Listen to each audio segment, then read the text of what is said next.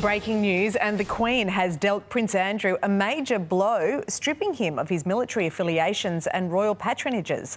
Let's go straight to Europe Bureau Chief Hugh Whitfield. Hugh, morning. He'll no longer go by His Royal Highness. Not in public, Mon. He's been forced to put that HRH status into abeyance in the same way that Harry and Meghan were.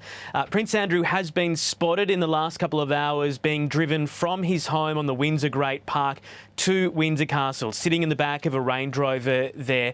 He went to see the Queen to be told of her decision, stripping him of these titles and military affiliations in the wake of the news from New York that he will face a civil trial as Virginia Giuffre sues him over allegations that he sexually abused her as a teenager. Now, in the past, Buckingham Palace has been reluctant to comment about this in any way, but they did release a statement saying, with the Queen's approval and agreement, the Duke of York's military affiliations and royal patronages have been returned to the Queen. The Duke of York will continue not to undertake any public duties and is defending this case as a private citizen. Now, it's not just the case in New York that has led to this. There has been a letter sent overnight to the Queen by 152 military veterans calling for Andrew to cut his ties with the British Armed Forces. Now, that means that Andrew will give up his